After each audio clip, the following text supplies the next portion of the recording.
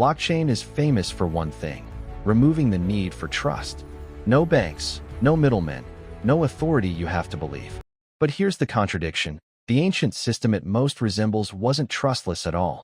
It was intensely social, built on reputation, witnesses, and community enforcement. So which is it? Did we spend 4,000 years trying to get rid of trust, or did we just get better and better at faking that we did? Stick around, because the answer changes how you'll think about every trustless system you use today. Imagine you're standing at the edge of a market that doesn't belong to your country. The man across from you is offering something valuable. You don't speak his language well.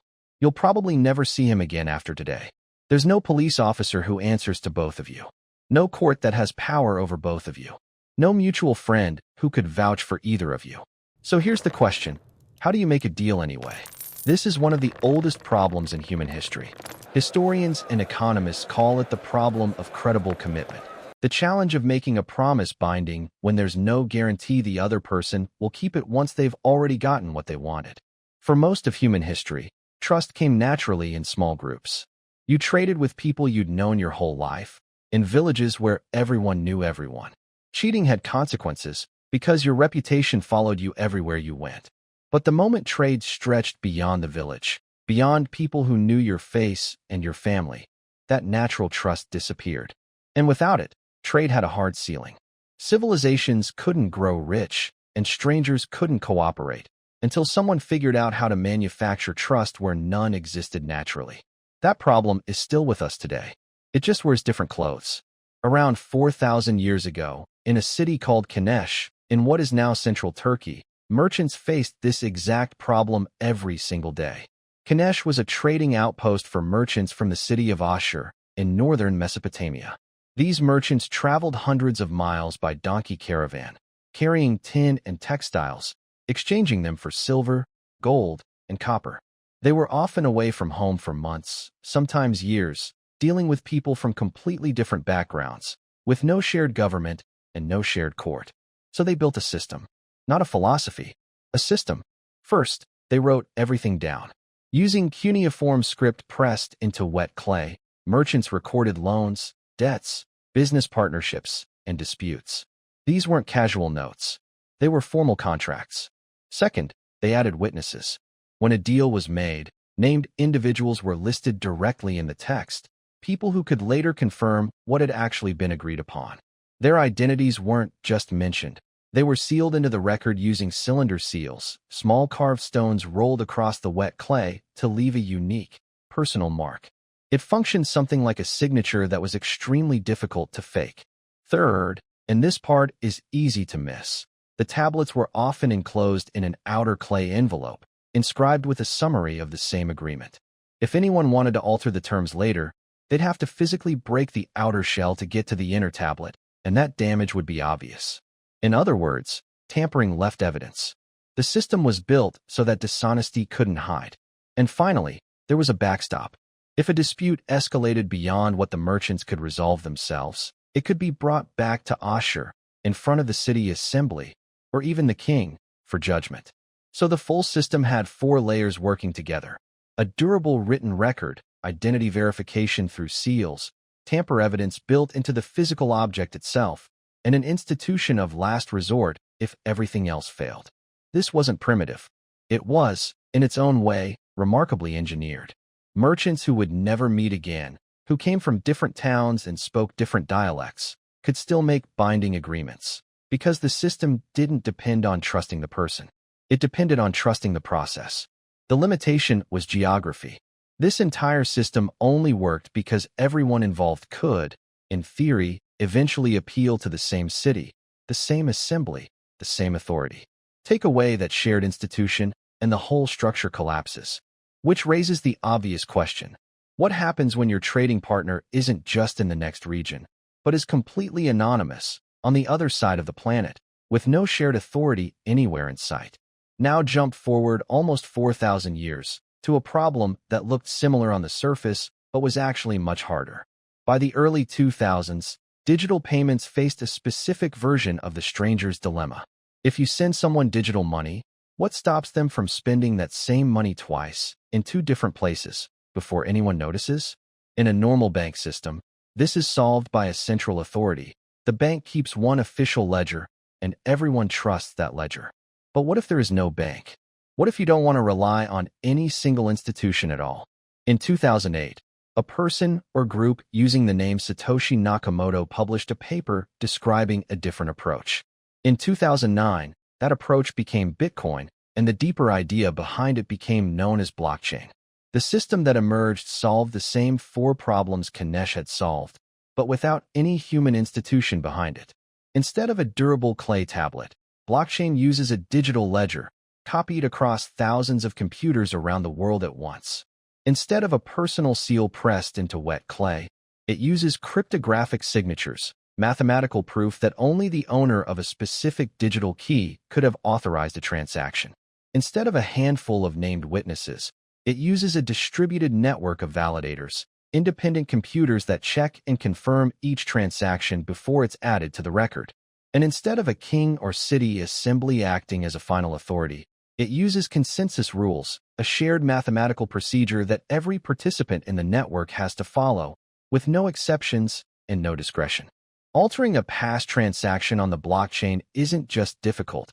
It's computationally expensive on a massive scale, because you'd have to redo the verification work for every single block that came after it, faster than the rest of the network combined. This plays the same role the broken clay envelope played at Kanesh. Tampering doesn't just get noticed. It becomes almost impossible to pull off in the first place. The genuinely new part isn't the idea of verification or tamper evidence. Merchants had already invented those. The new part is scale. Blockchain lets total strangers, anywhere on Earth, with no shared government, no shared language, and no shared court, verify a transaction in minutes, without a single human being personally vouching for anyone else involved. Two systems, separated by roughly 4,000 years, built out of completely different materials. One uses mud, seals, and neighbors. The other uses mathematics, networks, and code. Which raises the real question. What do these two systems actually have in common? Once you strip away the tools, strip away the clay and the code, and both systems were solving the exact same four-part checklist. Both needed a durable record, something that couldn't just be forgotten or quietly rewritten. Both needed a way to verify identity, some proof that the person making a promise was actually who they claimed to be. Both needed tamper evidence, some feature built into the system that made cheating detectable, or better yet, nearly impossible. And both needed some form of last resort enforcement, a way to resolve things when something still went wrong. Kanesh answered that checklist with clay tablets, cylinder seals, an outer envelope, and the city assembly in Ashur. Blockchain answers it with a distributed ledger, cryptographic signatures, computational cost, and a fixed set of consensus rules. Different materials. Same four jobs getting done. That's the first similarity worth sitting with. Neither system actually eliminated the need for verification. They just moved who, or what, was doing the verifying. At Kanesh, it was named witnesses and, eventually, a human court. On a blockchain, it's a distributed network of computers running the same fixed rules. In both cases, no single person has to be trusted completely, because the system is designed so that cheating gets caught by something other than blind faith. The second similarity is that both systems make dishonesty expensive on purpose. Breaking a sealed clay envelope left obvious physical damage. Rewriting blockchain history requires an almost impossible amount of computing power. Neither system assumes people are naturally honest. Both are built around the assumption that some people won't be, and design the cost of cheating high enough that honesty becomes the easier path. But the differences matter just as much, and they shouldn't be smoothed over. The court at Ashur could exercise judgment. It could weigh context, consider circumstances, and make an exception if the situation genuinely called for one. A blockchain's consensus rules cannot do that. They apply the same way every time, to everyone, with zero capacity for context or mercy. This is a real trade-off, not just a technical detail. The ancient system could adapt to human complexity. The modern system trades that flexibility for total consistency and the removal of any single gatekeeper who could be bribed, pressured, or biased. Neither approach is simply better. They're optimized for different failure modes. One is built to handle a small number of high-context disputes fairly. The other is built to handle an enormous number of anonymous transactions consistently, at a scale no human court could ever process. And that trade-off points towards something bigger than either Kanesh or blockchain individually. Look across history, and a pattern emerges. The sophistication of a trust system tracks directly with the size and anonymity of the network it has to serve. Inside a small village, reputation alone is enough, because everyone already knows everyone.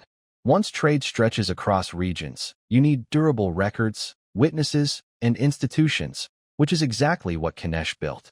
Once trade goes global, instant, and anonymous, even institutions can't keep up, so verification has to be automated entirely, which is exactly what blockchain does.